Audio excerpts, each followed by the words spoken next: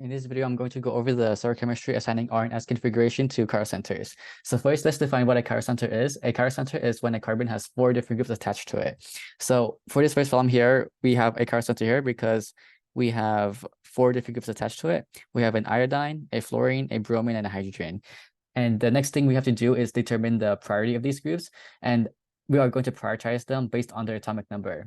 So based on atomic number, iodine is going to have the highest priority because it has the highest atomic number based on the periodic table. And then it's going to be bromine, and then fluorine, and then hydrogen.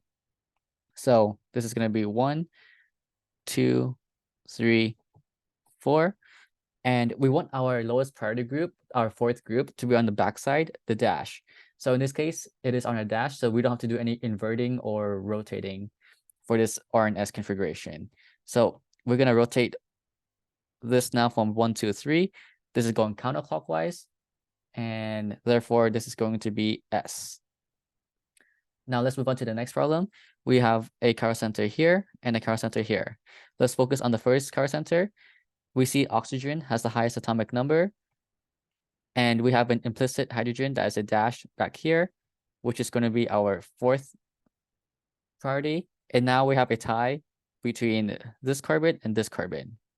We see that this carbon here is attached to 1 carbon and 2 hydrogens.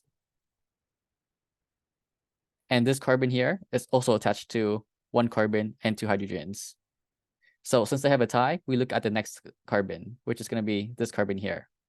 So this carbon is attached to 1 carbon and 2 hydrogens, whereas this carbon here is attached to 1 bromine, 1 carbon, and 1 hydrogen. Since bromine has a higher atomic number than carbon, the left carbon here will have a higher priority than the right carbon.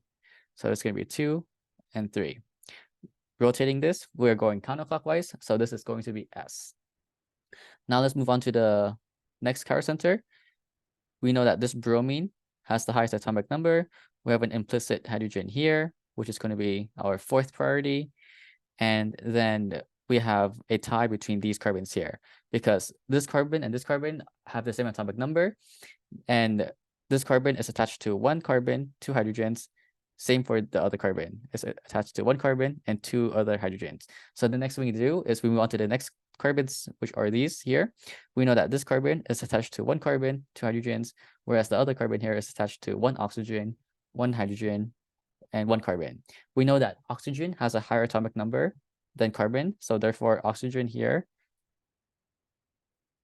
will take priority over that carbon, and therefore make this top carbon here the second priority, and this bottom carbon here the third priority.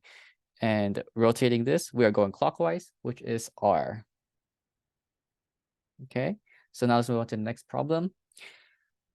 We see here we have a chiral center in the middle because we have 4 different groups attached to it: 1 hydrogen, 1 carboxylic acid, 1 amine, and 1 thiol. So the reason why this carbon is on a chiral center because we have 2 hydrogens here, which are the same groups. They are not different. So now we have to determine the priority. We know hydrogen is going to be the fourth one. We know nitrogen is going to be the first one because nitrogen has a higher atomic number than these 2 carbons. And these 2 carbons have a tie, so we have to see what they are bonded to.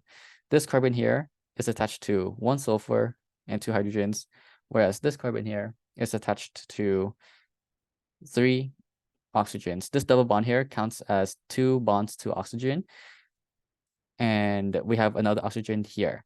So looking at the periodic table, sulfur has a higher atomic number than oxygen, which we see here. Sulfur has an atomic number of 16, whereas oxygen has an atomic number of 8.